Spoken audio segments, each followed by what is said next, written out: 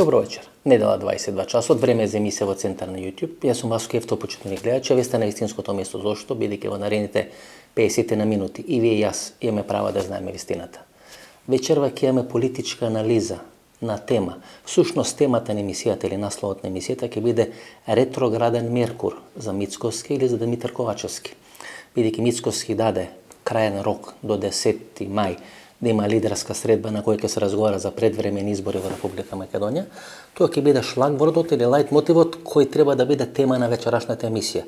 Ќе има едно интервју, ќе има политичка анализа, ќе има делови на интервјуа кои биле во изминатите неколку недели емитување на програмите на емисијата во Центар, меѓутоа поминале тие поенти мислам незабележително, сега ќе ги објасниме, ќе ги допрецизираме и всушност ќе определиме во кој правец ќе се движи Република Македонија. Република Македонија во моментот се наоѓа во некоја пресвртна точка, очекуваме преговори со Бугарија, дали ќе дадат резултат ќе видиме. Беше најавено дека клучен датум ќе биде 24 мај. Дека на 24 мај ќе биде објавен договорот помеѓу Македонија и Бугарија, ќе биде објавено тргање на бугарското вето, а веќе на 25 мај ќе се влезе во процес на промена на уставот. Меѓутоа после ова што се случи во Битола, културниот центар Ванчо Михайлов и така натаму, како да е адаптиран тој оптимизам дека нешто брзо можеби да се случи. Мицкоски бара предвремени избори, Ковачевски сака избори 2024 година, тоа е суштината, едно интервју, политичка анализа, останете со нас, нема да зажалите. За да можеме да правиме одредена политичка анализа, треба да познаваме историјата на двете главни партии во Република Македонија. Тоа се СДСМ и ВМРО ДПМН. Тие две партии се на власт во Република Македонија изминатите 30 години.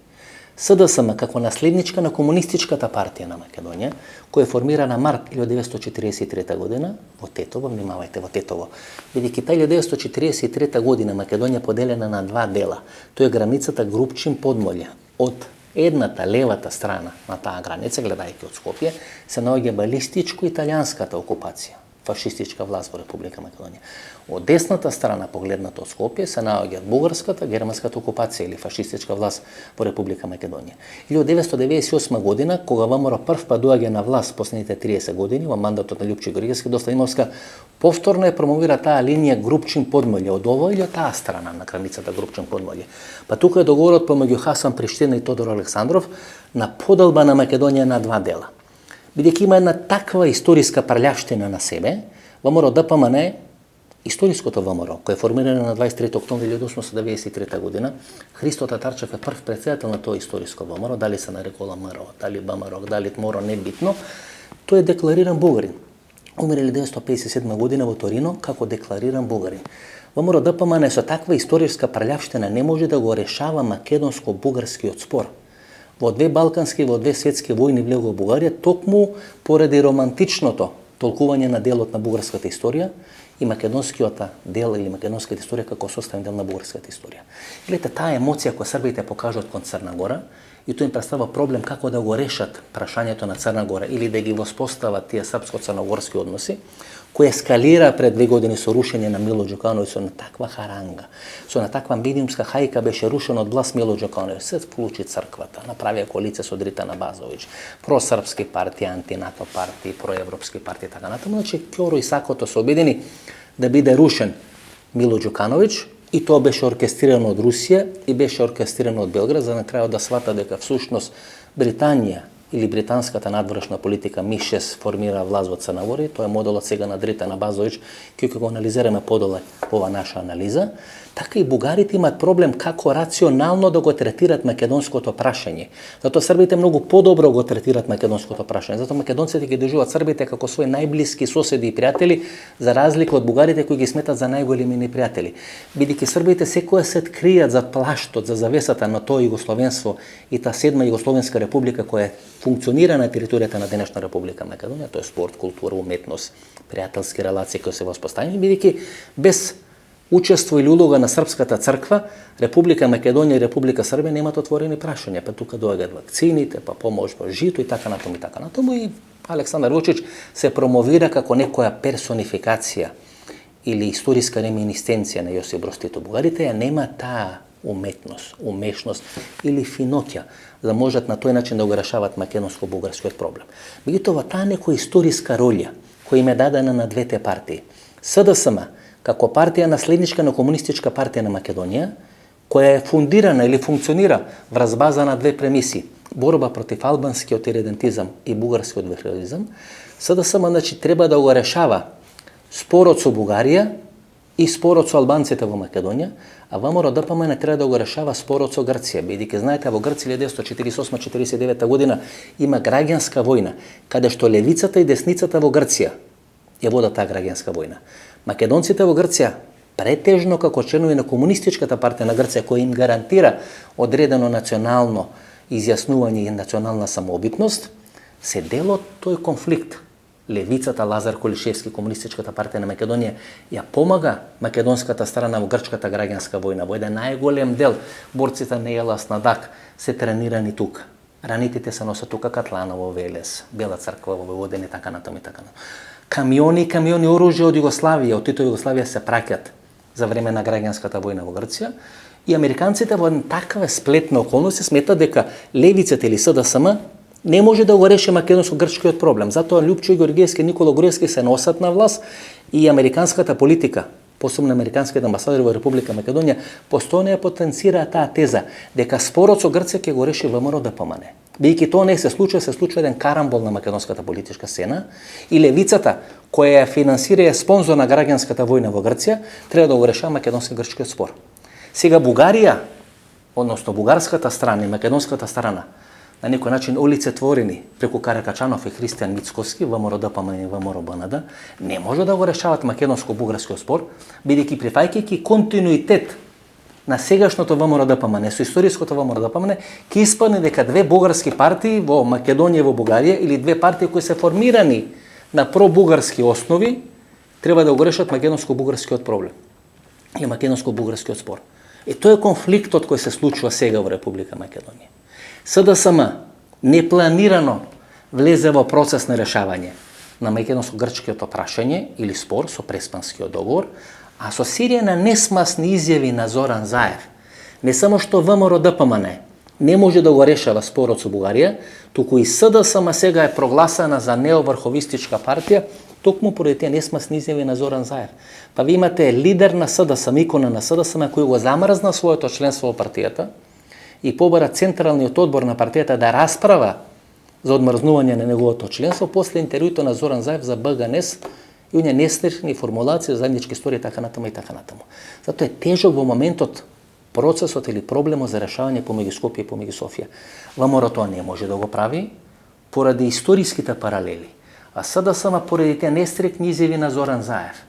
Па дури делови на структури на СДСМ сега гледате се одметнува, дават одредени изјави дека тие не се согласуваат со формулациите, идентитетот, начинот на решавање, што ќе рече дека тој македонско-бугарски проблем во моментов изгледа како нерешлив, што не значи дека под некој притисок на меѓународни субјекти, првенствено на Вашингтон и Соединетите американски држави, тој проблем не може да биде решен. Ќе видиме како ќе се одвиваат тие работи. На СДСМ му одговара решавање на тој проблем, бидејќи на тоа всушност се фундира својата стратегија да победи на изборите 2024 година. ВМРО ДПМН прави се да не биде решен тој проблем.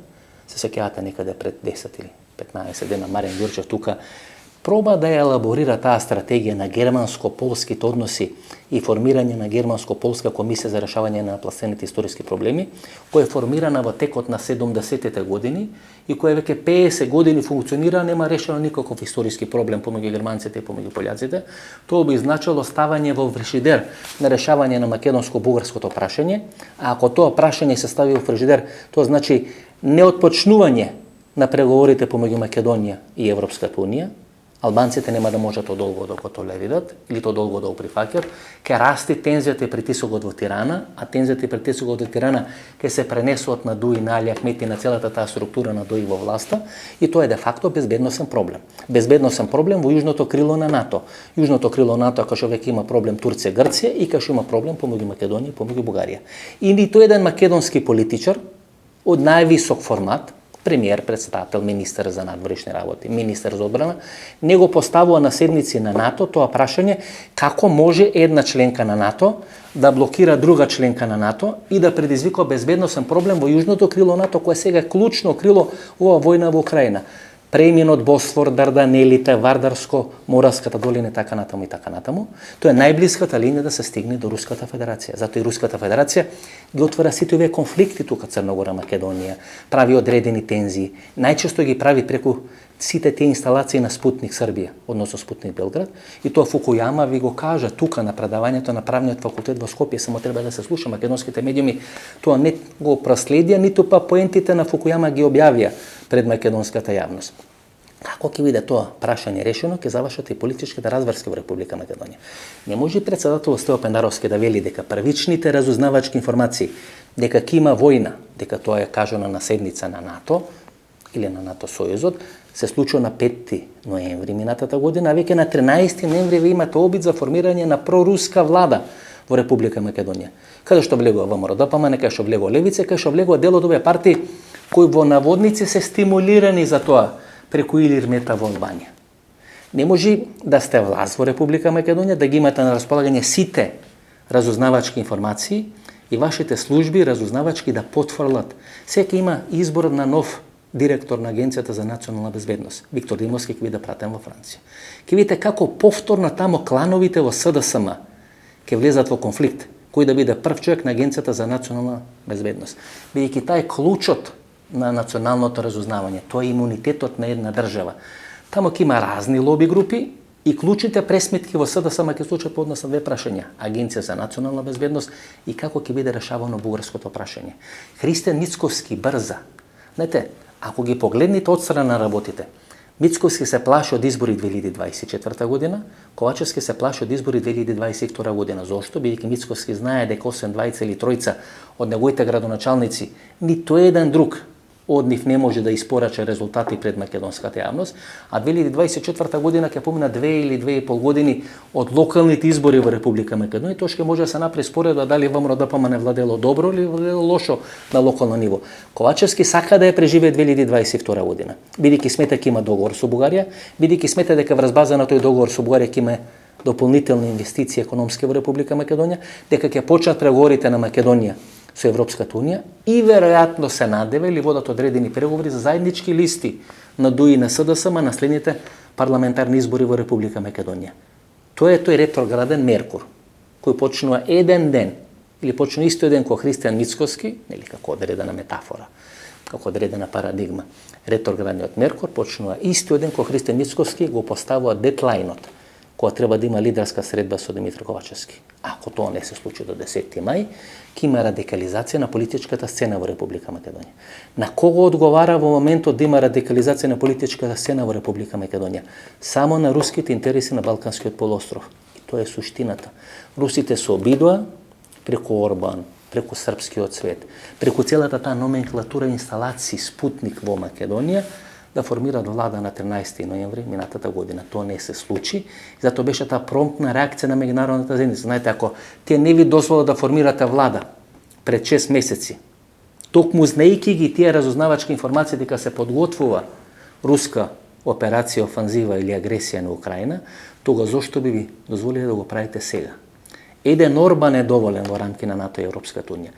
Ако вие сега дозволите зоната на влијание на Орбан, а Орбан има влијание во Бугарија, никој тоа не го потенцира.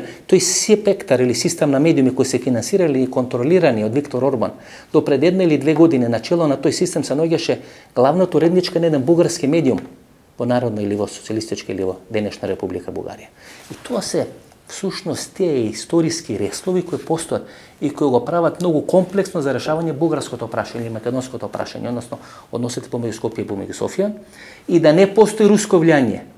Тоа прашање ќе биде тешко за решавање. Но со тоа драматично руско влијание во Бугарија, или така како е поделена бугарска држава на два дела, на проруски и прозападен дел, тоа прашање во моментот изгледа толку тешко за решавање, што без драматично вклучување на некаква американска булдучер дипломатија, тоа веројатно ќе остане замрзнат конфликт или проблем во наредниот временски период. Кога некаде пред 10-15 години емисијата во Центар почна да се емитува на Канал 5 телевизија, едно од првите интервјуа, а веројатно едно од најгледаните интервјуа во мојата новинарска кариера беше интервјуто со Адем Демачи. Го нарекува Нелсон Мендела на албанската и на косовската политичка сцена. Повеќе од 20 години во затвор, и тогаш што ја дава таа теза дека Всушност, проектот Голема Албанија ќе биде сменен со некој проект Бенелукс на Балканскиот полуостров. И во рамки на таа една структура би требало да влезат Албанија, Косово, Црна Гора и Република Македонија. Минатата емисија во интервјуто со Филип Петровски го отворивме прашањето за четврти албански премиер. Не е прашањето дали ќе се случи, тоа ќе се случи бидејќи тој е договор за формирање на владата помеѓу СДСМ и ДУИ. Последните 100 дена, како што сега стојат работите врз база на тој договор, и таа кампања ПСЕО која се водеше на парламентарните избори пред 2 години, последните 100 дена од власта или мандатот на влада треба да биде албанец премиер. Не треба да биде технички премиер како што беше Оливер Спасовски или како што беше Емил Димитриев, туку треба да биде албанец за премиер, најверојатно Артан Груби, како што сега стојат работите. Системот, символот или моделот Дритан Абазовиќ не е албанец да биде премиер, бидејќи Дритан Абазовиќ најмалку се однесува како албанец во Црна Гора, или таа политика која спроведува ДУИ во Република Македонија, тирански платформи и така натаму, ранковен договор, Дритан Абазовиќ не спроведува Црна Гора. Тој е лојален граѓанин на Црна Гора. Тој доаѓа на власт за да се бори против режимот на Мило Ѓукановиќ, да го демонтира режимот на Мило Ѓукановиќ. Видите, Црна Гора, која е формирана како држава после Берлинскиот конгрес 1778 година, и кој има повеќе од 130-140 години некаква државотворна традиција, колку и да има кревка или закржлавена парламентарна демократија, пред 2 години за прв пат во историјата на Црна Гора, на таа кревка и закржлавена демократија во Црна Гора, се случува промена на власта. Од власта паѓа Мило Ѓукановиќ. Дритан Абазовиќ има улога да расчисти со криминалот во Црна Гора. Затоа и меѓународниот фактор го носи на власт, иако е по сила 4-5 партија помеѓу политичките партии во Црна Гора. И тоа одговара на моделот по која основа е донесена власт Бојко Борисов тамо некаде пред 15 години. Кога Бугарија станува членка на ЕУ и на НАТО, Бугарија има домашна задача да расчисти со криминалот во своите редови. Тогаш генералниот секретар на бугарското МВР Бојко Борисов прво станува кмет градоначалник на Софија, подоцна формира политичката партија ГЕРБ и станува премиер на Бугарија, го поразува на изборите Сергеј Станишев. Негова задача е да расчисти со криминалот во Бугарија.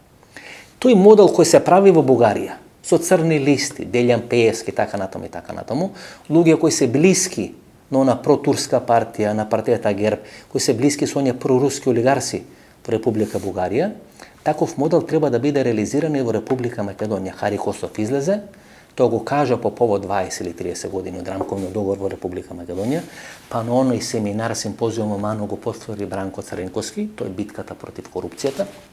И мислам дека во Република Македонија ќе имаме модел на Дритан Абазовиќ. Тоа може да биде партијата ДУИ. Тоа може да биде било која друга албанска партија, но суштината не е дали ќе биде албанец или македонец за премиер. Суштината е дека може би следната влада после парламентарните избори премиерот нема да биде од ВМРО ДПМН или од СДСМ. Туку некоја малцинска партија, некој модел Невица Дачич во Србија ќе ја формира владата која ќе биде поддржана од една од овие 2 големи партии во Република Македонија.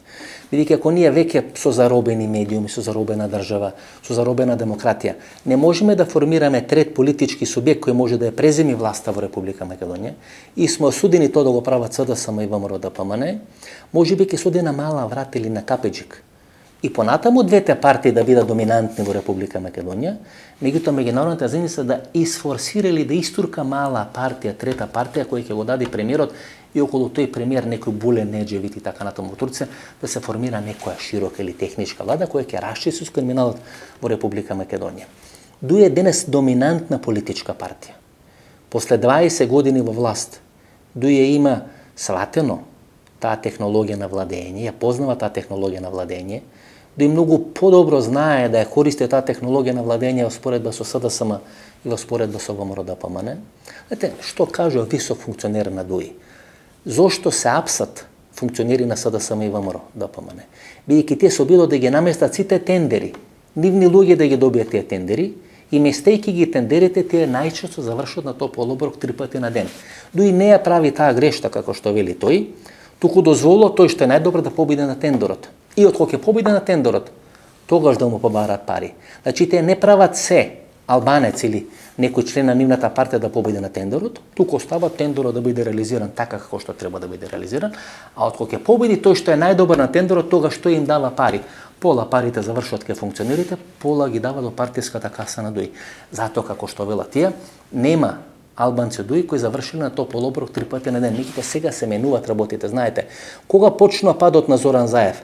Кога сите сметавме дека во Република Македонија се зависи од Зоран и од Бица Заев. Кога почна падот на Никола Груевски и на Сашо Мјалков, тогаш кога сите во Република Македонија сметавме дека се зависи од Сашо Мјалков и од Никола Груевски. Какво е нашето чувство или што мислиме денес? Дека се зависи од Али Ахмети од партијата ДУИ. Кога некој ќе мисли дека се зависи од вас, дека вие сте семоќен и дека вие можете да направите се, сите доаѓа да ви бацат рака, да тропнат на маса кај вас, да се договорат со вас. Тој е почетокот на крајот.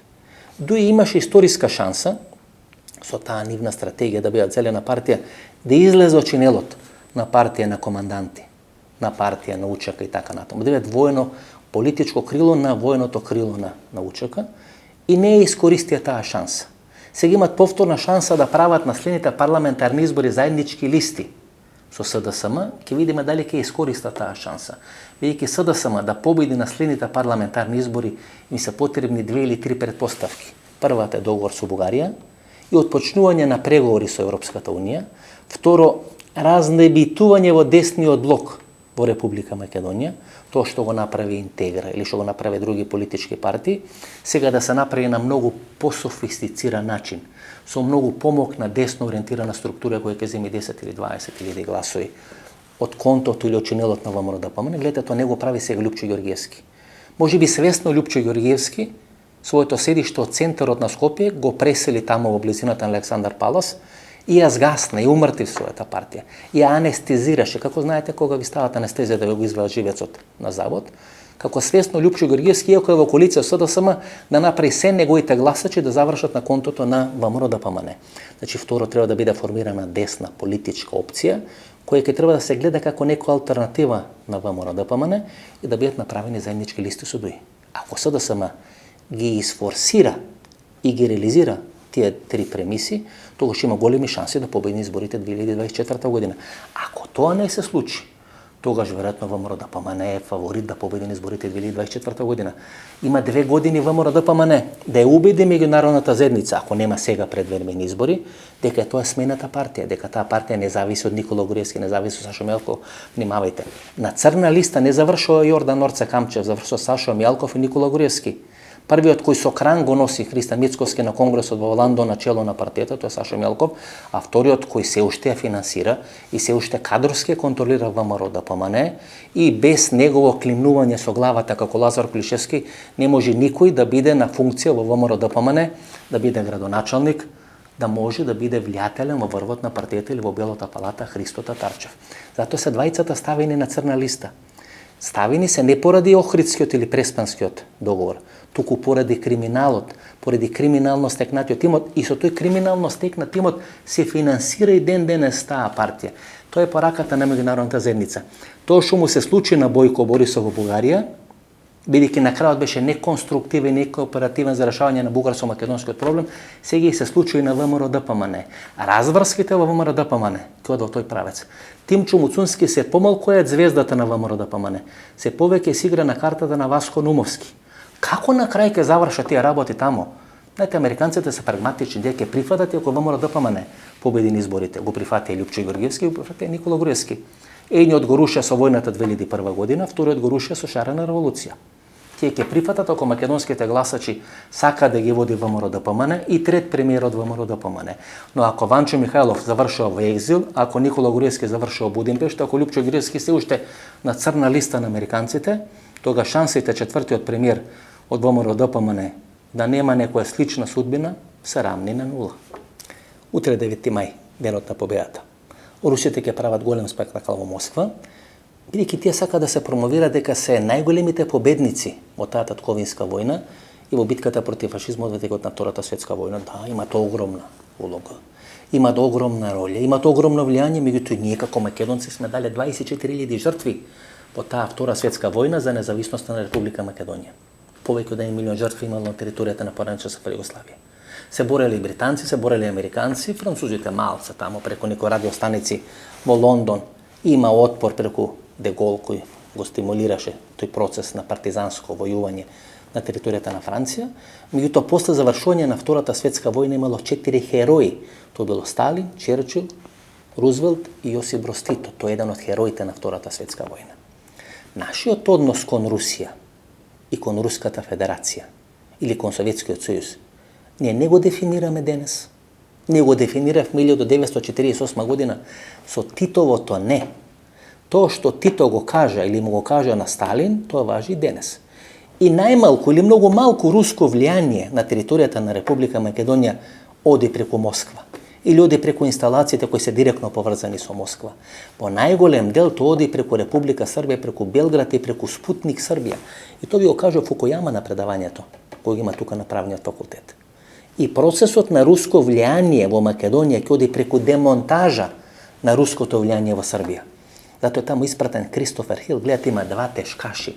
Джефри Пает, кој е во Грција, и кој успева во времето на својот мандат, тоа е 3 или 4 години, Грција, која била во прегратките на Руската Федерација, да направи држава која ќе биде стабилно врзана за Америка и за Европската унија, па дури Мицотакис се споменува како еден од можните потенцијални играчи да биде прв човек на НАТО кој ќе му истече мандатот на Столтенберг. Меѓутоа тоа е тема за една сосема друга анализа.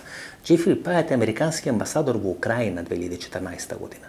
Доаѓа да биде амбасадор во Грција, ја спроведува целата таа операција, ја прави Грција енергетски независна од Руската Федерација. Оној проект во Александрополис е негово чедо, тоа се случува некаде пред 5-6 дена, има средби со бугарскиот, со грчкиот, со македонскиот, со српскиот премиер. Тој е главниот играч. Негов човек од доверба е американската амбасадорка Кейт Мери Бърнс тука во Република Македонија.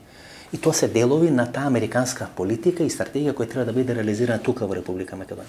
Вториот клучен играч е Кристофер Хил. Тој е тешкаш кој се враќа од пензија и го праќа да биде амбасадор на Америка во Белград.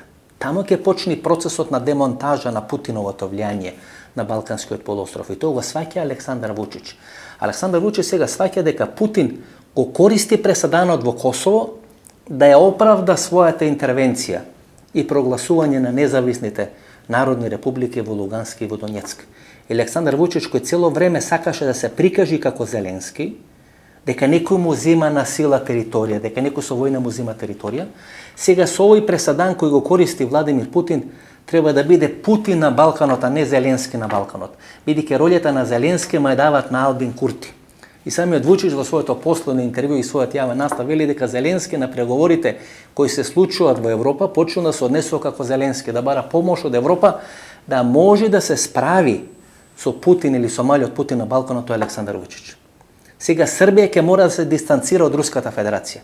Бидејќи ако на средбата со Гутереш, првиот човек на Обединетите нации, Путин го користи косовскиот пресадан, а тоа е одлуката на Хашкиот суд кој не вели дека Косово е стекнува својата независност согласно меѓународното право, туку дека Косово е стекнува својата независност која не е во спротивност со меѓународното право. Значи не е во согласност, туку не е во спротивност. Тоа го користи сега Путин.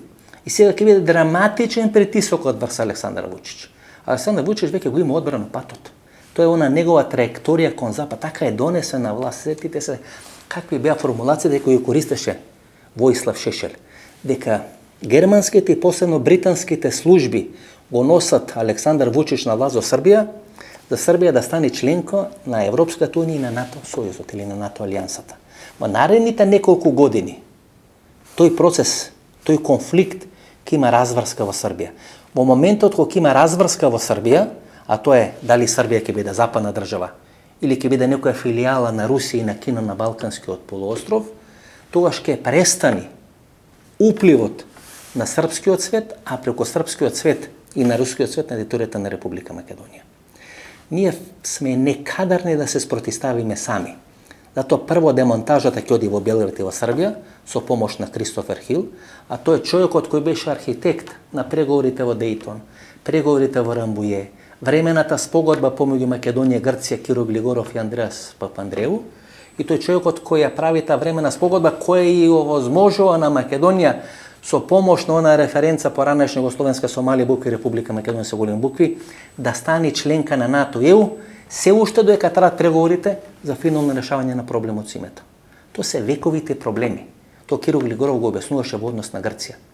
Иако Македонија и Грција имаат најмалку историски контакти, 51% од територијата, географската територија на географска Македонија е во грчки раце, тоа е Егејска Македонија.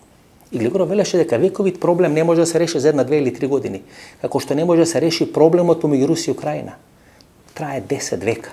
Првата руска држава е формирана на територија на Украина, тоа е Киевска Русија. Конфликтот помеѓу Македонија и Бугарија 350-200 години. Бугарите сметат дека ние сме одродени бугари. Конфликтот помеѓу Србија и Црна Гора, конфликтот помеѓу Србија и Косово. Тоа се вековити проблеми. Вековите проблеми се решаваат на вековит начин, но вие морате да функционирате докато ги решавате тие проблеми. Тоа беше суштината на времената спогодба. Подпишана за да можеме под поранешна Југословенска република Македонија да станеме членка на НАТО ЕУ и тоа да го направиме се дека траат преговорите за решавање или финалниот договор помеѓу Република Македонија и Република Грција. Тоа не го направивме со Бугарија. Од денешна временска дистанца, прво требаше да го направиме договорот со Бугарија 2018 година, бидејќи беше зрел амбиентот да биде направен таков договор и подоцна да го решаваме проблемот со грците, ние направивме или меѓународната заедница Салто Мортале, прво го решивме прашањето со Грција, па дозволивме тие проевропски структури во Македонија да бидат торпедирани од македонската јавност и македонското гласачко тело, па се случи модел на Заевизам, па клучните играчи на Заев завршија во притвори, затвори, така натаму се смените од Ласко Венко Филипче и сега имате една тотална раслоеност, безидејност, дезориентираност на левата структура во Република Македонија, а тоа е структура во чиј мандат секоја се решавале прашањата кои се историски прашања во Република Македонија, па дури да преземат одредени роли кои не им биле наметнати, како решавање на спорот со Грција, знаете. Излагаше таму Александар Ципрас и го земаше примерот на Мирка Гинова, која е македонска партизанка во таа граѓанска војна во Грција, меѓутоа тој го кажа незиното грчко име. И тоа беше искористено во Грција како шлак или како лајт мотив да се покаже дека левицата и десницата во Грција после 70 или 80 години се обединети. Проблемот е што левицата и десницата во Македонија никако не може да се обединат околу едно прашање. И ние во услови на една ваква драматична криза како што не постои во светот последните 70 години, посебно во Европа, ова е најголема војна после Втората светска војна на територијата на Европа. За прв пат после Втората светска војна има сирени за узбуна на руската територија или на територијата на Руската Федерација, кај што два руски брода се торпедирани на дното на Црното море, некој во Македонија сака да предизвика политичка криза со барање за предвремени избори. Зошто, бидејќи економската состојба во Македонија била лоша, дека има инфлација? Да, па тоа сите го гледаме. Но тоа веќе не е производ кој е направен во Република Македонија. Цел свет се соочува веќе 3 години со тешки последици на корона кризата и сега на кризата во војната помеѓу Русија и помеѓу Украина. И тоа нема да заврши сега, тоа ќе заврши во наредните 2 или 3 години.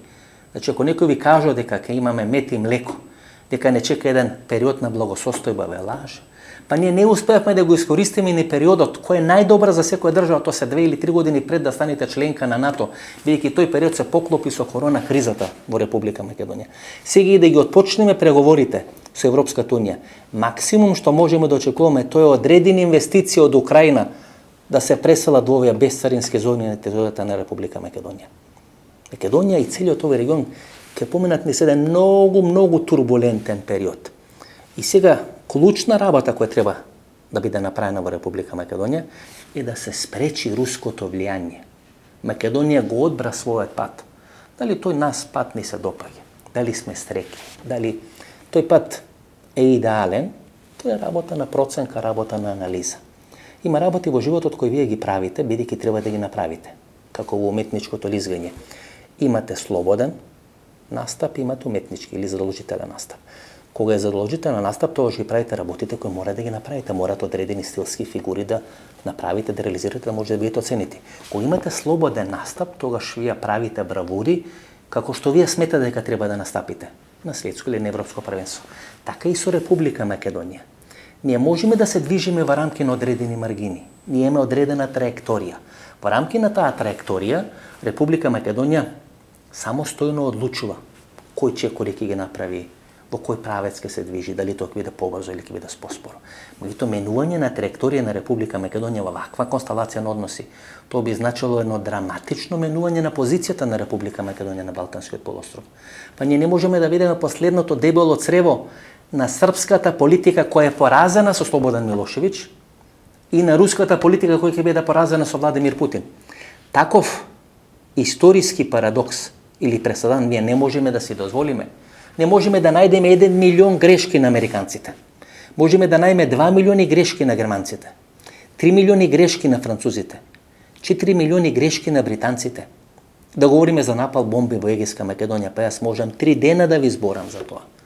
Па моето семејство поминала низ една драматична семејна трагедија во Егејска Македонија, како што секое семејство во Егејска Македонија има поминато. Не можеме да ви збориме за Вичо, за Грамос, можеме за напал бомби, можеме за Бигла, кај што сега одите, вие битолчени и прилепчени да се скијате. 3 дена да ви говорам на таа тема. Но јас никогаш нема да ви кажам дека Македонија треба да ја смени својата траекторија, бидејќи ние тоа сме го дефинирале 1948 година. 1948 година, кога Тито му кажува не на Сталин, ние сме одлучиле дека нема да бидеме дел на Варшавскиот пакт и дел на долгата рака на Москва на Балканскиот полуостров. Ние сме ја траектирале својата патека кон Европската унија и кон НАТО.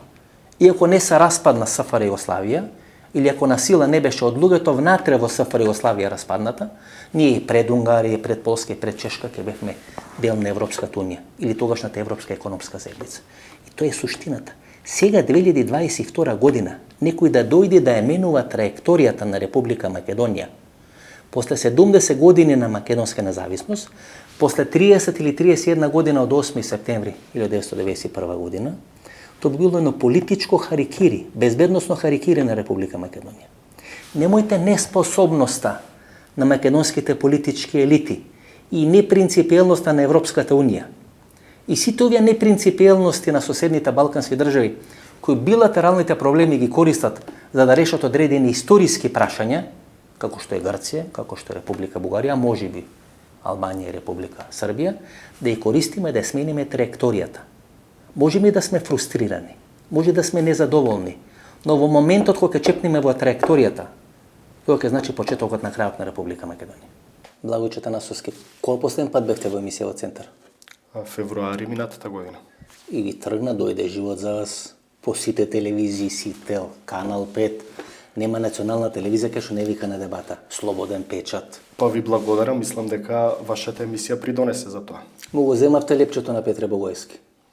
Почнавте по бугарски теми, бугарски прашања, анализи, експерт за бугарско-македонските односи. Така ли се чувствувате како експерт за бугарско-македонски односи? Па би бил скромен ако не кажам да, бидејќи и формално и неформално секогаш сум го истражувал тоа прашање од аспект на расчистување на испреплетените македонско-бугарски односи, дури и дел од мојата магистерска теза која бранев на правниот факултет е во таа насока за македонското национално прашање во 19 век. Добро, Богиче, односно Танасовски. Може ли ВМРО да го реши македонско-бугарското прашање? Бидејќи знаете како се поставени работи. Ако вие го гледате сценариото на меѓународна заедница, таа меѓународна заедница смета дека левичарска партија или две левичарски партии не можат да го решат македонско-грчкиот проблем, бидејќи 48-49 година левичарска партија Лазар Колишевски, целата таа структура ја помагаат граѓанската војна во Грција. Тој внатрешен конфликт на десница и левица е драматичен во грчкото општество и се сметаше дека тоа прашање треба да го решат десни политички структури. И американската политика тоа не го креше дека ВМРО ДПМН ќе биде или главна или мора да биде вклучена во решавање на македонско-грчкиот проблем. А дека бугарското прашање не може да биде решено од ВМРО ДПМН, бидејќи ако имат континуитет, тие се формирани од бугарската држава. Точно, бидејќи има историски баласт ВМРО како историска организација и има огромно влијание психолошко, ако сакате, емоционално и во двете држави. Едноставно таа испреплетеност на ВМРО организацијата во бугарското национално политичко милје и во македонското национално политичко милје не дозволува ВМРО ДПМН да биде партија која ќе може да седне да ги расчисти тие историски нерешени напластени проблеми меѓу Македонија и Бугарија од тој аспект, бидејќи ВМРО има и комплекс во однос на своето историско минато, како што напоменавте. ВМРО ДПМН е политичка партија која е формирана 1990 година врз база на наследството на историското ВМРО, кај што прогласило континуитет. Не, тие прогласило 95 година континуитет. Значи Чешкиот конгрес. 90 година тие не се формирани врз база на тој континуитет. И ако бидеме реални, и ако бидеме искрени, нема континуитет.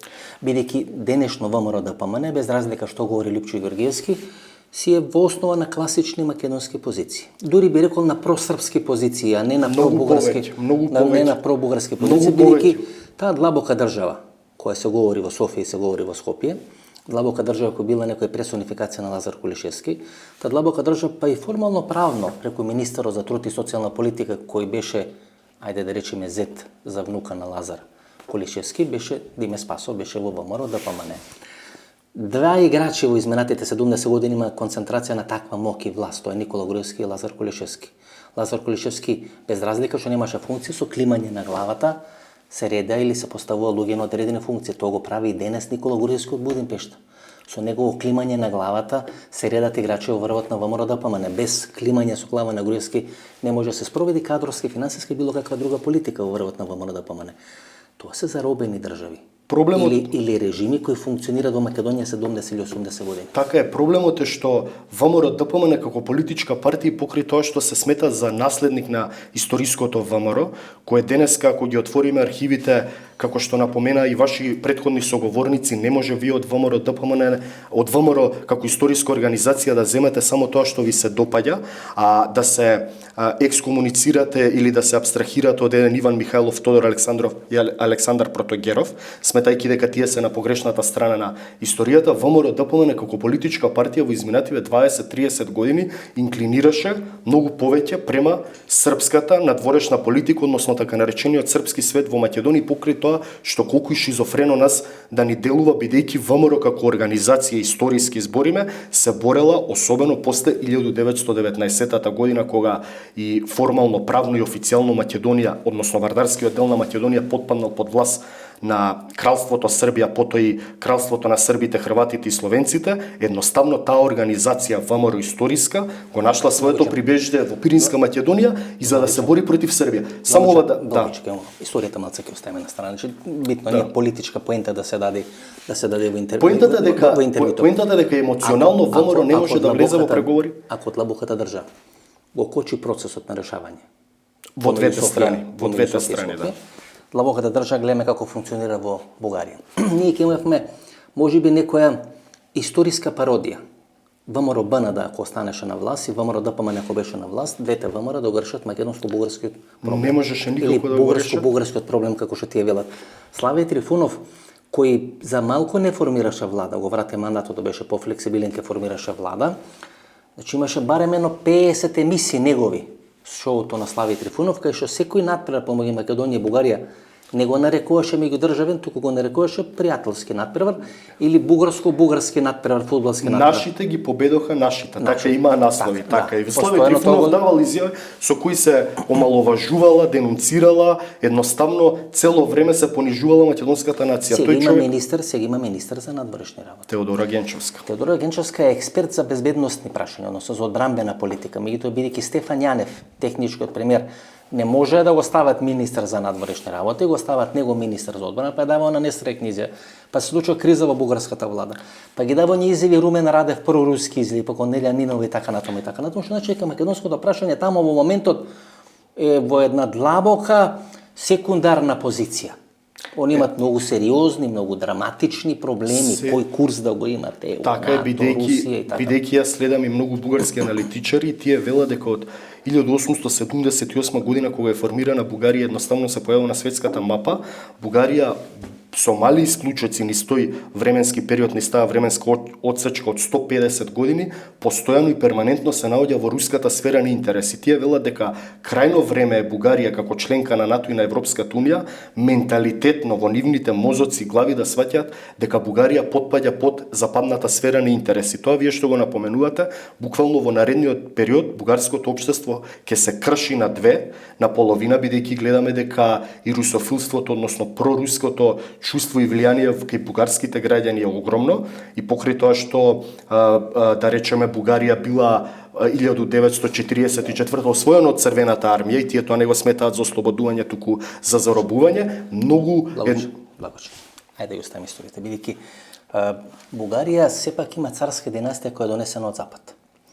И во првата и во втората светска војна Бугарија е на западна, односно на германска страна, Хитлерова страна. Бугарија македонското прашање ќе го проблематизираше и без Русија. Значи не и треба Русија за да го проблематизира македонското прашање. Бидејќи Бугарија не влага во прва и во втора Балканска војна. Не влегува во прва и во втора светска војна поради Русија. Туку поради македонското прашање. Апсолутно. И тоа не е на страната на Русија против Русија. Тоа е против Русија. Бугарија е на страната на Германија против Русија. Едноставно ние не може да кажете дека Ванчо Михајлов бил руски човек. бидејќи е чувано од италијански, чувано од британски, веројатно чувано од американски служби во Ватикан, односно во Проблемот на Бугарија со македонското национално прашање, само ова да завршам, е тоа што они имаат веќе национално психопатолошка обсесија према така нареченото македонско национално прашање. Никогаш не ја бараат вината во себе и нивната политика во изминативе 150 години, да не зборам во вие 2 години кон Македонија, не може да се помират, лечат фрустрации и комплекси према македонското. Не, тоа се драматични зборови, се фрустрации, комплекси, значи постои едно погрешно погрешно историско. Они не може да помират зашто Македонија е подпадната под српска сфера на интерес и тоа сакаат да го препишат на наша вина едноставно ради тие историски процеси. Атанасовски Македонија потпаѓа под српска сфера на интерес, бидејќи српите многу поумешно тоа го прават. Истото се согласувам. Бидејќи србите тоа го кријат зад превозот на Југославија. Така и тоа е дипломатска тактика. Ако пропаднале поранешните 6 југословенски републики, нели останала седмата која е уметност, музика, спорт и така натаму. Така е, ние денес знаеме кои игра се Партизани за Црвена звезда, деловно знаеме за Динамо Загреб и за Хајдук, но не ЦСКА Левски, така е. Ама тоа е нивна вина што они не знаеле да се спротистават на политиката на Србија. 90-тите години имаше градови во Источна Македонија кои имаа референдуми за да прават, тогаш немаше кабелски оператори, туку сами си ставаа кабелски телевизии за цел град. Значи има градови во Источна Македонија кај што става 5 или 6 српски канали. Бека телевизија, Пинк телевизија, 1, 2, 3, српскиот национален радиосервис и така натаму. Се случи во еден временски период да се направи пробив со планета Бугарска. Па гостуваше, мислам дека Глорија во Штип, не само Глорија, и многу гостуваа по дури имаше во Источна Македонија. Една емисија кај што прашаат едно мало девојченце Источна Македонија што сака да кога ќе пороси, што вика певица како Глорија. Тога србите сваќаат дека ѓаволот е однел шегата, дека седмата Југословенска република им се распаѓа и дека они преку една фолк телевизија прават културно пенетрирање во македонците. Која е формирана во Димитровград врз база на Гранд продукција или Гранд звезда на Лепа Брена. И тога србите почнат без пари да ги дават каналите. Така е. Дури и сега има полуинформација или спекулација дека српскиот Телеком има понудено 60 милиони евра за да купи кабелски оператор кој е во исто време и сопственик на една телевизија која сака да стане национална телевизија. Сакат, значи не штедат пари како да влезат на така е, се согласувам скроз, ама ние не сме виновни за тоа што Бугарија не може да најде против одговор на српската стратегија за создавање на сферен интерес во територијата. Не можат ни србите во однос со Црна Гора. Значи србите се однесот кон Црна Гора емотивно, а кон Македонија рационално, исто кој што бугарите се однесот емотивно, така. Ама ние не сме виновни како држава што бугарите го имаат тој емотивен проблем кон Македонија и не може да најдат одговор на српските условно кажано инвестиции како што ги напоменавте вие за завладување на духовниот и култура. И сега Бугарија затоа на тој начин цело време ги лечи фрустрациите, изјава од секој бугарски министер, знаете. Тешки се тие зборови. Ама јас фрустрирани се, знаете зашто? Тоа се ајде да речеме тешко се кршат одредени национални креда. Одредени национални предрасуди. Предрасуди, тоа е зборот. Предрасуда е изјавата на поранешната министерка за надворешни работи Екатерина Захариева, македонците го сакаат. Тоа се просрпски ориентирана нација. Тоа е невоспитување. Тоа се платени изјави кои треба да направат смут со нерешавање. Знаете, ако ние го следиме вокабуларот бугарски, а тој е вокабулар на слаби луѓе кои имаат изгубено све, чија политика е капитулирана во однос на македонското прашање. Имавме многу нестрикни изјави на Зоран Заев. Со тие нестрикни изјави на Зоран Заев не само што ВМРО е онеспособено бидејќи е формирано историското ВМРО од бугарските служби, посебно после 1919 година и Тодор Александров и Португеров и Иванчо Михайлов, ти били офицери во негово време. Апсолутно. Генерали во бугарската армија. Со овие нестрикни изјави на Зоран Заев и СДСМ која е формирана како партија на две основи, борба против албанскиот шовинизам и борба против бугарскиот врховизам, е декласирана. СДСМ има поранешен лидер, икона на СДСМ, кој го има замрзнато своето членство. И треба да распра Централниот одбор на СДСМ за Бранко Царенковски токму по бугарското прашање. Несмислените изјави на Зоран Заев направија СДСМ да има врзани раце во решавање на македонско-бугарско. А ВМРО има историски врзани раце да го решава така, тоа. И затоа ние се најдовме во ситуација во која не знаеме кој е тој што ќе ги одврзе рацете, и затоа веројатно Бујар Османи е ставен како министер за надворешни работи на Македонија да проба да ги реши тие напластени проблеми. Од друга страна, како што напоменавте, Зоран Заев, ја тоа го сметам во целата таа трагикомедија од неговите избрзани изјави со кои тој сакаше и сметаше дека на начинот како што го реши 30 годишниот македонско-грчки спор, дека може за една година да го реши македонско-бугарскиот спор, и он направи се за да им се додвори на бугарите, сметајќи дека на тој начин со прегрнување со поранешниот премиер на Бугарија Бојко Борисов ќе може едноставно Македонија да го фати патот кон Европската унија. Удри на камен, така народски да се изразам, и сметам дека тие несмасни изјави, вие како што кажавте, му ја донесоа крајот на неговата политичка кариера и поразот на локалните избори. Иако беше испратен ко Вили Бранд во политичка пензија. 2 месеци се поздравуваше со Ѓорги Спасов, со Нано Ружин. Седеше, се сликаше по кафани, ќе прави невладена организација, панели. Спинот се правеше како е дочекан во Грција. Дочекан во Грција без малку како стариот Караманлис, како стариот Папандреу, како историска громадна личност што се вели, меѓутоа се извинувам, Благоче. Влезот во НАТО го режираат американците. Значи, македонско-грчкиот или преспанскиот договор е влезница за во НАТО. Овде станува збор за влезница во Европската унија. Тамо нема сила која може да тропне на маса. Ниту босанското прашање, ниту македонско-грчкиот спор не можеше да го реши Европската унија. Па ние се сеќаваме, ние сме сега уморни од бугарското вето, па грците 30 години ни става вето. И тоа се смени со доаѓање на Джефри Пајет. Погледнете и фотографиите минатата недела, односно оваа недела, почетокот на неделата, кај што Джефри Пајет со раката во джеп се среќа со Димитар Ковачевски, тој е амбасадорот на Америка во Грција во моментот, архитектот на Преспанскиот договор, шеф на Кейт Мери Брнс и архитектот на енергетската политика која се спроведе, инаку беше амбасадор во Украина кога се случи шарената или обојната револуција. Значи стравично моќен играч. Тој е главниот играч и сега им носат американците играч во Белград. Тоа е Кристофер Хил. Да, ама јас многу пати сум изјавувал дека мора американците да се вклучат подраматично во решавање во македонско-бугарскиот споразум. Се вклучија и има некои тајни точно дипломатски канали македонско-грчкиот, македонско-бугарскиот спор за нив е спор во рамки на Европската унија, може да имаме некоја среќа поради руско-украинската војна, да се зголеми притисокот за да се стабилизира јужното крило на НАТО, ова е безбедносен проблем. Тоа е мојата теза дека ако американците едноставно може немаат интерес, бидејќи нормално нема што да се занимаваат меѓуспорно, условно кажано, две земји кои се дел од европскиот континент и едната е блокира, другата страна членка на Европската унија. Го има ли постојано Пендаровски, да речеме, проблемот со преговорите Македонија и Бугарија на седница на НАТО, бидејќи ние сме земја членка на НАТО, Бугарија е земја членка на НАТО. Јас тоа сакам да го потенцирам и поентирам бидејќи е безбедносен проблем. Дали некоја македонска владина, политичка или било која фигура. Ама веќе се запалени црвените аларми, ние не може постојано да велиме дека ќе преговараме во духот на добрососедството, да немаме решение со Бугарија, бидејќи тоа нема да се случи. Едноставно и Пендаровски, Ковачевски, сите тоа треба да го представат како иден проблем во безбедносно, односно дестабилизација во јужното крило на НАТО. Не е нормално две земји членки на НАТО кои се гранични, имаме Турција и Грција, Македонија и Бугарија да бидат во проблем. Растурено име јужното крило на НАТО. И сега Македонија и Бугарија ќе биде кој треба тамо Босфорот и Црното море да го има на некој начин и Вардарско-морската долина, кои се сега клучни во овој конфликт со Русија. Како може целата поставеност на ситуацијата е многу шизофрена од проста причина. Како може вие да сте партнери и сојузници во НАТО, говориме за Македонија и Бугарија, а од друга страна, во другата асоциација, вие едноставно да не може да се помирисате и да не ги најдете заедничките интереси како би станале две земји партнери и членки на Европската унија. Тоа е таа работа што едноставно мора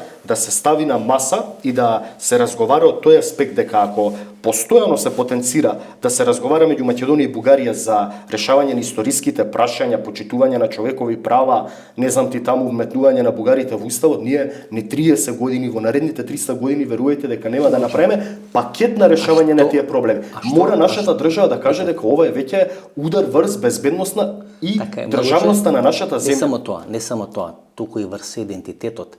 Значи, идентитетот не манифестиран преку јазикот или манифестиран преку делови на историјата, како што е вела заедничка историја. Туку ние имаме две партии кои се менуваат на власт во Република Македонија. Едната е СДСМ, едната ВМРО-ДПМН. 10 или 11 години од мандата Никола Груевски, таа ВМРО-ДПМН беше на власт. И сега сите треба да ја пикаме главата у песок дека ако имат континуитет со историското ВМРО, дека тие не се формирани од бугарската држава, од бугарското воено разузнавање, од бугарската логистика, од бугарската екзархија, сите тие били учители или се школувани преку бугарската екзархија. Тоа ја прави нестабилна Македонија, токму преку тој историски уплив кој бугарската држава го има преку историското ВМРО ДПМН, а историското ВМРО ДПМН, односно историското ВМРО е континуитет на денешното ВМРО ДПМН после Кечевскиот конгрес. Таа партија мора да помени низ една драматична метаморфоза, низ едно драматично прекомпонирање на сопственото битисување на македонската политичка сцена. Апсолутно се согласувам. Мене ако ме прашате, прашање од денешен временски ракурс, дали требаше да се дозволи во Македонија да се формираат политички партии со презнак од ВМРО, токму поради таа причина што вие кажавте, ради вмешувањето на бугарската, на дворешна политика и двор во вметнување и маргинализира Каракачанов. Пуштен из вода. Не, поентата ми е зашто ВМРО ДПМН, кој има тој историски баланс врз себе и цело време ние да збориме за политичка партија која се прогласува за историски наследник на континуитетот на историското ВМРО, а како што напоменавте, мислам дека веќе и наши историчари го кажуваат тоа дека тие луѓе кои формирале историската ВМРО, да не зборам за Тодор Александров, Протогеров, Иван Михајлов кои го имале чувството на припадност кон македонски. Историската ВМРО е формирана од Татарчев. Ќе видите, кога ние ќе ги поставиме работите така како што стоят. А палатата им се вика Христо Татарчев. Христо Татарчев, само ова да го кажам за вашите гледачи, пишува тестамент во рамките на Втората светска војна во 1942 година, во кој тестамент е објавен и на македонска Википедија. Во него наведува дека неговиот имот по завршувањето на војната во Кукушка и во Ресенска општина ќе биде подарен на бугарската држава доколку Ресенска и Кукушка општина по војната завршат во рамките на државата Бугарија. Зошто тоа го пишува првиот претседател на ВМРО, неговиот имот во општини кои ги имал Ресен и Кукуш во тој период тие биле окупирани од Бугарија, да припаднат во Бугарија. Значи тој човек, јас не гледам дека се борел за независна обединета Македонија. Не, Христо Татарчев умира 1957 година во Торино. Во Торино. Потоа и гробот умира како бугарин. Како бугарин. И коските, мислам, 2012 Софија се ги побара. Ако Тодор Александров бил еден ден во својот живот македонец, на мајскиот кога веќе манифест 1924 така. Ванчо Михајлов и овој како сега Христо Татарчев се умират како бугари. Значи роден е во Ресен. Меѓутоа 1896 година уставот на тоа ВМРО или како ТМРО, како дури 1919 година ВМРО, точно, првото име ВМРО. Значи, уставот го прават Гоце Делчев и Ѓорче Петров, кажува дека членови на организацијата може да бидат само македонски бугари. Од територијата на Македонија. Така е. Тие говорат за обединета или независима Македонија. Тоа го говори Ванчо Михајлов. И сега го стават овие нестрекници. Ванчо Михајлов да се вика културниот центар во Битола, а тамо се претежно членови на ВМРО ДПМН, кои се сликале со Мицкоски, со Антонио Милошевски, така натаму. Така натаму. Па значи кредото на политиката на Ванчо Михајлов беше автономна Македонија или независна Македонија. Во таа Македонија влегува Пиринска Македонија. Па гледате, една година бугарите бара од нас да се произнесеме дека Северна Македонија нема претензии кон Источна Македонија, кој е Пиринска Македонија. Така е, ради тој историски баласт кој во психологијата на Бугарија го имаат стравот уште од времето на Бледските договори, ја тоа го велам, затоа ќе дам историска конотација, бидејќи бугарите и денеска Каракачанов вели заради бугарската комунистичка партија ние бевме готови да изгубиме и последниот дел од Македонија, тоа е Пиринска Македонија, бидејќи бугарите свесни се дека готово беше обединувањето на Пиринска Македонија со Народна република Македонија. Сега во денешни геополитички конотации, мислам дека е многу смешно вие да го поставите прашањето дека Македонија може да има територијални претензии кон Пиринска Македонија, но тоа укажува на тоа колку бугарите имаат психолошки страв од тие тези на Ванчо Михајлов за обединета Македонија. Комплекс може комплекс и страв, историски страв, фрустрација или тоа се да, комплекс и историски страв на апсолутно не личи нас.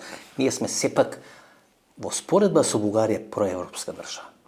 Ние имаме начело на агенција за иселеници или за диаспора, човек кој се чувствува, кој е дел од партијата на Лјупчо Ѓоргиевски, кој е близок до Каракачанов. Значи не немаме проблем бугарите да ги попишеме како бугари на пописот во Република Македонија. Дури не гледам дека дел или поголем дел од македонската јавност има некој проблем, црногорците, хрватите или бугарите со Египјаните дури. на Па во македонскиот на устав кој се не е внесен, ќе бидат внесени на крајот на криштата ние покажуваме многу повисок степен на демократичност од нив кои што спорат постојање на било какво национално малцинство, но тоа е нивни проблем. Разврските, значи уште едно или две прашања, разврските кои ќе се случат денес во Република Македонија ќе зависат во еден голем дел или во најголем дел од разврските кои се случуваат во Србија.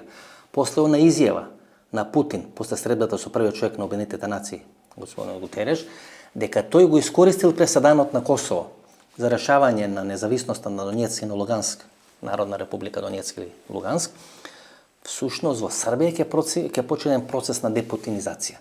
Ако го читате Фукујама, кој беше во Скопје, која напише таа колумна која е објавена на правниот факултет, гледате како помина тоа бегло во македонската јавност, кај што рече дека центар на Путин или руската политика е Спутник Србија, значи демонтажата на Путин и неговото влијание на Балканскиот полуостров ќе почне Србија. Кристофер Хил доен тамо, Вучич веќе го прави својот маневар, иако е отворен Балкан или се смета за чедо на Сорос, што значи дека кога отворен Балкан за Србија, Албанија со Еди Рама и Зоран Заев и со Македонија, тоа значи дека Сорос е влезен како претходница на Кристофер Хил во целата таа операција. Србија ќе прави еден коперникански пресврт.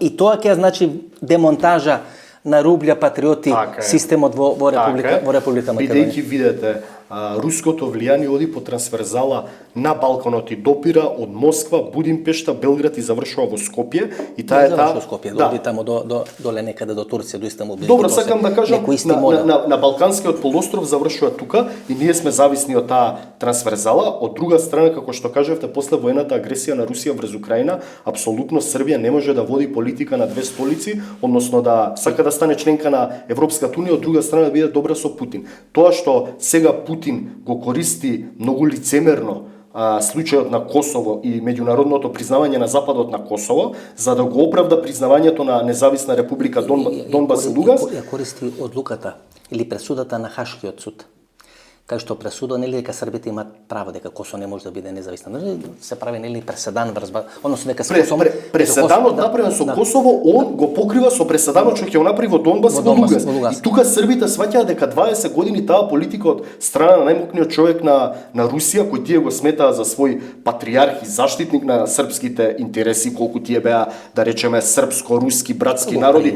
па они имаат на црвена ѕвезда на Дели. Не само тоа, они му дадоа поддршка на белградските улици. Системски он не влегува. Мурали има по Белград со ликот системски не влегува преку навијачки групи кои се главни, нели? Ама сега србите сваќаат дека тоа било само и само за да се оправдаат руските империалистички интереси во државите како што се Украина, Молдавија и Грузија. Србите го сваќаат сега, Александар Вучич го сваќа веќе подолг временски период. Ама сега има причина врз база изјавата на Путин. Александар Вучич тоа го менаџира многу поуспешно, многу помеко во спореда со Зоран Заев. Може би бидејќи Македонија беше уморна 30 години преговори со Грција, а србите тоа го прават во време на Александар Вучич некаде 7 или 8 години, че тој го води тој цел процес многу помеко.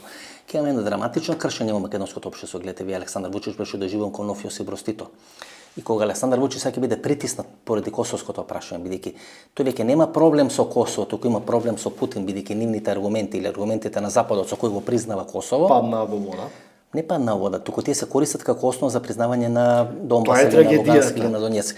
И ако Вучич се спротивставува на западните принципи со кои се признава Косово, сега ќе треба тие се истите принципи, западните принципи со кои Путин го призна Донецк и Луганск. Ете така, тука е драматичната западните принципи се во суштина сега руски принципи за признавањето на Донбас. И сега Путин не може да ги критикува западните принципи, бидејќи нема принципи на принципиелност во меѓународна политика од својот најголем заштитник Путин. Во Македонија знаете што ќе биде прекршувањето. Јас многу пати сум велел дека македонското општество, општествено, национално, политичко и медиумско милје, едноставно во наредниот период по руската воена агресија врз Украина треба да се подели само на едно основа. Не на македонци и албанци, не на ВМРО, ДПМН и не знам Алијанса и ДУИ и СДСМ. Треба да се подели само и само. Дали Македонија од тука па натаму едноставно ќе расчисти вие, како што го велите тоа со рублја патриоти, односно со инсталациите на руско-српскиот свет во Македонија, и Македонија конечно како членка на НАТО де факто ќе го фати својот западно интегративен пат од тука па натаму во наредни 30, 50, 100 години, Македонија да биде целосно земја која ќе биде подпадната под западната сфера на интереси, или и понатаму Македонија ќе биде елдорадо за роварење на тој руско-српски свет и Македонија да биде константно држана надвор од структурите на западните алијанси и да биде монета за подкусурување за задоволување на руските интереси во овој јужен дел на Европа, бидејќи Македонија никогаш не може, ниту можела да биде дел од така наречениот Евроазијски сојуз. Значи имаме ние луѓе, политички партии, структури кои сметаат дека алтернативата на Македонија е во Евроазијскиот сојуз. Тоа е тотален нонсенс и Значи, ние нема што да расчистуваме со тоа. Ние тоа сме го расчистили од 1948-49 година со Титовото не на Сталин. Значи, Македонија го нема тој комплекс. Значи, ние не сме растели, не сме живееле под сталинизам, под руска чизма или железната завеса. Ние сме живееле на сме имале една сосема друга траекторија. Главно деца на возраст од 17 до 24 години, тоа го гледам да речеме во гледаноста на емисијата во Центар, таму има еден пат од 1,5% во гледаноста, деца кои немаат допирна точка како функционирал тој руски комунизам, како функционирала железната завеса, што значи Варшавски пакт, што значи сталинизам и така натаму, се сега главни носители или поддржувачи на тој рублев патриотизам. Значи ние расчистивме 48 година, ова е само неспособност на македонската држава и на целата ова структура да стави крај на еден таков процес, или тој процес да го канализира, или да го маргинализира, не да не стане мейнстрим во водењето на државната политика, бидејќи на крај на линија кој излага Стево Пендаровски вели на 5 ноември им биле дадени првите информации разузнавачи дека ќе има војна во Украина, не може на 13 ноември вас да ви се формира руска влада во Република Македонија. И вие тоа на Facebook да го дознавате. И вие тоа да го знаете на Facebook кога бие христијански. И да треба цела меѓународна заедница да се мобилизира за да го спречи тоа формирање на така наречена руска влада во Македонија. Ама тоа е неспособност на нашите разузнавачки служби и нашата актуелна политичка партија која сега има избор на нов директор на НАБА, бидејќи сегашниот директор е пратен или ќе биде пратен биде амбасадор во Франција и ќе видите како таму повторно ќе се крашат копијата. Ниф им се случува еден крах на разузнавачкото милје кој не може да види што им се случува на локални избори, кој не види што им се случува при формирање на влада, бегство на Никола Груевски, контрола на политичката сцена од Будимпешта, денунцирање на сведоци во процеса на Никола Груевски така натаму и така. Но тоа покажува една разузнавачка некапацитетност или институционална некапацитетност, што е можеби нормално бидејќи Никола Груевски имаше заграбено многу повеќе власт отколку имаше Лазар Кулишевски. Длабоката држава Македонија застана за Никола Груевски, застана по однос на две прашања. Длабоката држава и Европската унија или НАТО не одат рака под рака. Така е. И тоа е целиот проблем. Длабоката држава и Европска унија и НАТО во Македонија и во Бугарија.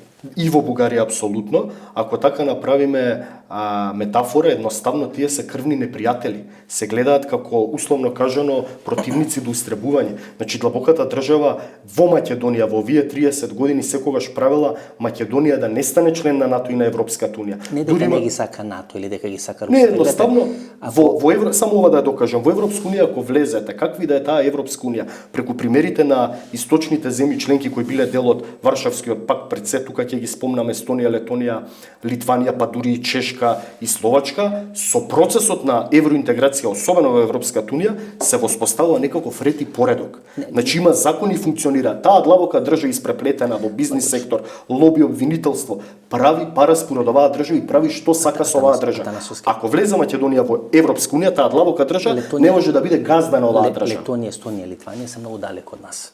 Нивните примери се многу различни. Значи, ако Сашо Мјалков и Никола Груевски се ставени на црна листа, не се ставени тие на црна листа поради Преспанскиот или поради Охридскиот рамковен договор, бидејќи таа е на црна листа кој минатата година најави американскиот председател Џо Бајден, туку и се ставени поради криминал. Ние имаме значи слично искуство и сценарио кој се случуваше во Бугарија, кој го носи на власт Бојко Борисов, кога повеќе од 140-150 бугарски тајкуни се убиени по софиските улици. Не мора да бидат убиени, требаше да бидат процесуирани, законски да бидат ставени во затвор, бидејќи Бојко Борисов немаше капацитет, ниту капацитет, ниту начин на политичко размислување така да ги решава проблемите, тие беа убиени по софиските улици. Тоа значи дека во Македонија, која јас го говорам моделот на Дритана Базоvić, тоа не значи Албанија за дојде за премиер како национална основа, туку да дојде одредена политичка структура за да може да го расчисти криминалот и во СДСМ, и во ВМРО-ДПМН, и во ДУИ, бидејќи тоа е сценариото од Бугарија која го носи на власт Бојко Борисов, кој на крај самиот завршува криминал. Ајде последно прашање, 10 на 15 секунди. Македонија може ли да има дритана базови сценарио за да може да расчисти криминалот, бидејќи нас сушност во моментот тоа што кажа Хари Костов и кажа Бранко Царенковски после тоа, нас сушност треба ранковен договор за расчистување со криминалот во Македонија и со корупцијата, бидејќи тоа веќе станува ментален начин на преживување во Јас мислам дека американците веќе се изморени од гледајќи ги политичките доминантни партии во Македонија, ВМРО, ДПМН, СДСМ и ДУИ, колку тие се менуваат на власт, ДУИ константно на власт, и колку тие заглибуваат во криминал. Одењето на Талат Џафери во Украина е доказ дека американците ќе играат на таа карта точно, не мора да биде Артан Груби или некој од ДУИ, не, туку ќе биде албанец или некоја трета личност која ќе има, ако доколку ја формира таа влада, експертска, широка, американска, како сакате кажете, ќе има една задача да расчисти со корупцијата. Видете ги изјавите и на Кейт Мери Брс, секоја нејзина изјава е дека Македонија тоне во корупција, организиран криминал и дека правосудството е политизирано и дека дека Америка вложувала во Македонија да се бори против корупцијата и организираниот криминал, Македонија не покажува резултати. Не може ни во наредните 30 години американците нас да ни бидат меѓународен спонсор, а ние, нашите политички елити менувајќи се на власт, да ја лажат американската администрација дека ќе водат борба со корупцијата, тие се главните носители на бајракот што е прават корупцијата. Ја мислам дека ќе следуваат многу драматични, интересни процеси во Македонија и да не биде чудно дека Македонија на наредните избори ќе добие премиер или влада која може нема да биде создадена од доминантните политички партии ВМРО, СДСМ и ДУИ, односно тие може да бидат учесници, а таа влада да има само еден курс, тоа е борба против организираниот криминал и корупцијата во изминативе 30 години кои длабоката држава ги инсталираше, вклучително во доминантните мејнстрим политички партии. Фала многу. Се гледаме на на Знаете што е парадоксот, почитувани гледачи? Ако најголеми преврзаници на земјоделската политика во времето на Никола Груевски беа граѓаните на урбаните општини во градот Скопје, центар, Карпош, аеродром и така натаму, кои немаат врска со копање, кои немаат врска со земјоделие, кои избегале од селата и дошле во аеродром, дошле во центар, дошле во Карпош, бидејќи не сакале да работат на нива. Ако најголеми поддржувачи на проектот Скопје 2014 биле тие што живеат во Пехчево, во Радовиш, во Берово, бидејќи тој им изгледа кич, им изгледа нели барок, фино е вековите на некои апсолвентски или матурски екскурзии во странство, вие се сликате во градови кај што има барок, кај што е најкичасто, бидејќи тоа ви го привлекува окото, бидејќи тоа е сосема нормално, затоа се тие изградени пред 2 или пред 3 века, не се изградени сега пред 10 години. Така и најголеми поддржувачи на Русија во војната со Украина се млади луѓе на возраст од 17 до 24 години. И тоа го покажуваат и анализите на гледаност на емисијата во центар. Единствено во таа групација има мало намалување. Таа групација или таа временска одсечка на луѓе на возраст помеѓу 17 и 24 години. Знаете зошто? Бидејќи тие воопшто не знаат како било да се живее од таа страна на железната завеса. Тие воопшто не знаат како било да се живее кога ние, како македонци во поранешна СФР Југославија, сме можеле да одиме во Трст. Сме можеле да купуваме фармерки. Сме можеле да шетаме со нашиот пасош секаде низ светот, а бугарите за да влезат во Кореком, да купат некој грундинг или некоја ТДК касета, морале да седат, да пијат со нас, да не частат кафење, да може да ги искористат нашиот пасош, да купат техничка стока со потекло од Западна Европа во тие Корекоми, како ги нарекува Софија во Бугарија. Тоа се некои денешни форми на фри шопови што постојат на граничните премини или на аеродромите широм Европа. Бидејќи не знаат како е да се живее под чизмата на русите на Советскиот сојуз, бидејќи не знаат како е да се живее од држава таа страна на железната завеса, тие се најголеми поддржувачи на Путин во војната со Украина. И тоа е сосема нормално. Како што јас би бил најголем поддржувач на работи за кој врска нема, за кој не сум бил сведок, за кој не сум бил современик, каде што не сум учествувал, каде што не сум бил директен сведок за да можам да направам одредена споредба што е лошо, што е добро. Знаете, не во животот не правиме избор помеѓу 100 и 0, не правиме избор помеѓу 51 и 49. Како велат? Вие теоретски можете на сите избори да победите со 51-49 и да бидете власт во некоја држава. На локални избори можете во секој град или секоја од тие 80 општини да имате 51% на вербата, опозицијата или конкурентите да има 49% на вербата и во сите 80 општини во Република Македонија вие да победите. Многу е важно во животот да бидете 1% повеќе од 50, за да може да бидете власт. па дури паметни луѓе велат дека она теорија на оптимално или најдобро решение е всушност стратегија и теорија која го носи обществото или ја носи државата во перманентни конфликти. Дека е многу подобро да одите на варијанта на second best solution или второ најдобро решение, бидејќи отпорите кон тие решенија или тие стратегии се многу помали. Многу повеќе се договарате, многу помалку тензија има во општеството, многу полесно и побрзо ги реализирате сите тие процеси. И нешто слично треба да се случи во Република Македонија. Ние не избираме помеѓу сакано и несакано, помеѓу оптимално и идеално, ние избираме помеѓу тоа што можеме да го направиме. А ние правиме работи во моментот во одреден историски, временски, геополитички контекст. Ако не беше војната во Украина, ќе имавме еден контекст на решавање на македонско-бугарското прашање. Со војната во Украина има еден сосема друг контекст на решавање на македонско-бугарското прашање. Македонското прашање во Бугарија во моментот е секундарно прашање. Примарно прашање е тамо дали Бугарија сака да ја земе членка на НАТО и членка на Европската унија. Тамо се кршат копјата. Во тој ќош е напикана Бугарија. Румен Радев, Корнелија Нинова, целата таа проруска фаланга во Бугарија, таа дефинитивно кажува дека не гледа Бугарија како земја членка на НАТО и на Европската унија. Тие прават се да не дојде до договор помеѓу Македонија и помеѓу Бугарија, иако тоа е секундарно прашање, и на тој начин да предизвикат одредено дестабилизирање на јужното крило на НАТО. Тоа веќе го гледат и американците, тоа веќе го гледат и најголем дел од земјите членки на Европската унија. Но сите држави имаат интереси. Тие интереси се вековите интереси. Тамо се воспоставени кралски семејства, тамо се одредени кралски врски, тамо се интереси и геополитика која трае веќе повеќе од 100 години. Па првата и втората светска војна не се водеше во Аргентина или во Боливија, се водеше на територијата на Европа. Кај што земји кои се сега членки на Европската унија се војува едни против други, војува едни против други. Бе во конфликт едни против други. Французите, германците и британците кои се сега главните европски држави во НАТО, вклучително и Турција, првата и втората светска војна беа на различни страни. И сега тие држави треба да ги натерате да ги стават под маса своите вековни геополитики, а една геополитика на големи геополитички сили не се менува за 1, 2, 5 или 10 години. Гледате, Германија направила 2 светски војни. Во 15 од 16 век Турција била Соединетите американски држави, што се сега на светската геополитичка смена. Шпанија и Португалија биле 17 и 18 век. Велика Британија била најмокна држава пред појавата на Соединетите американски држави. Како била? Тоа била империја кај што сонцето никош не заоѓа. Франција била во некој временски период, па Наполеон стигнал до Москва и така натаму и така натаму. Значи сите тие држави со драматично спротивставени геополитички, историски стојалишта, вие треба се да ги ставите да функционират како едно, како викат мафијашите. До сега се пукавме, бевме во конфликт, сега треба сите 4 тркала на автомобилот да возат во исти правец, бидејќи ако не возат во исти правец, не може да се движи автомобилот. Е во некоја слична ситуација се Европската унија, НАТО, Македонија, Бугарија.